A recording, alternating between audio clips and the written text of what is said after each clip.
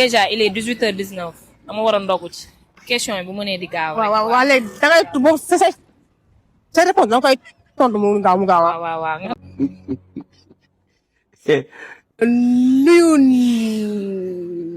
nuyu naa la. waaw. fay naa la. nooy dundee koor gi.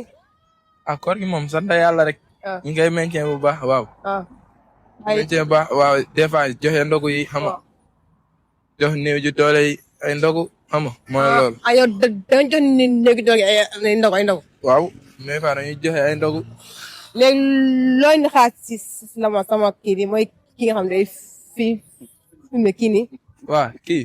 moom lañ koy ñaanal yàlla mu réussir si li muy. mais ngeen jox ko ndogu comme ni ngeen joxe ndogu néew gi doole yi. moom daa bëgg ndogu. waaw yow xanaa. non. yow bëggo. ok dama doon tooñ ay mais yaa ngi woor yaa ngi woor. waaw maa ngi woor kay. mosoo see tardé bi leen jour. waaye de mosuma tardé moom. mais mos nga am lu la métti sa koor comme ça loo xam ne dafay yàq sa koor. non non non non. non. tey loo gis tey nit ñi di ko doxalee si koor te loolu tey bu doon yow tey doo ko di tey doo ko. du ma ko jëfee. waaw. waaw baax na comme nit ñi dañoo toog nii la jëw. yooyu noonu si weeru koor gi bëccëg weeru koor. te loolu loolu nekkul li gën si weeru koor gi quoi. xam ma ngi lay ji jaajëfal baax a baax dégg nga. ok ok merci léegi su baaxee da ngay tudd.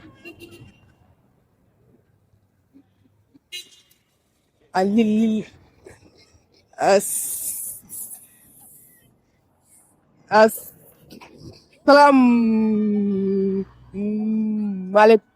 maaleykum salaam. ok lii daal lii naa la. fay naa la.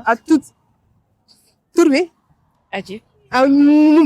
mu mel nii dama la fekk si arrêt bus bi ngay xaar bus wala. waaw. ok kon de ñu gaaw rek bala bi bis di ñëw mais aji yaa ngi li woor.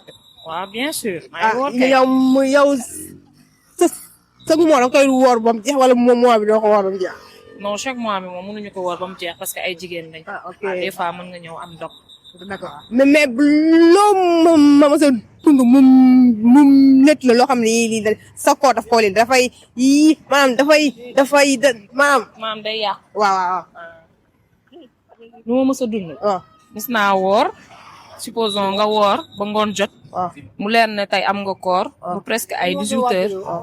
nga dog ci jigéen. loolu moom mës na ma daal. mais tey loo xam te nit ñi dañ koy dundee si koor te bu doon yow tey doo ko di tey doo comporté woon noonu waaw. waaw su damaa bëgg mu gaaw moo tax xam nga bis bi may xaar 3 ak léegi mu ñëw te déjà il est 18h19 dama war a ndogu ci question yi bu mënee di gaaw rek. waaw léegi da ngay boobu sa réponse da nga koy tontu mu gaaw waaw nga ne lu ma mës a dund. comprendre nga. ma koy ñëwal rek. déedéet parce que da ngay yàqamti ma. ñëwal garaawul yàqamti naa mais amul problème waxaatal damaa comprendre woon. loo mos a dund si koor mu la astafurlah maanaam nit ñi dañuy dundee koor mu leer na yow bu doon yow doo ko di dundee.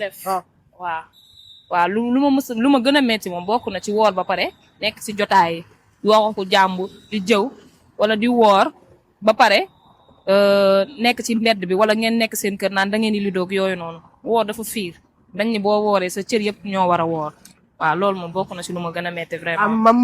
may lay di laaj maa lay fay bu baax. ok léegi xoolal li laa leen indiloon di leen jox di daje ba suba incha allah.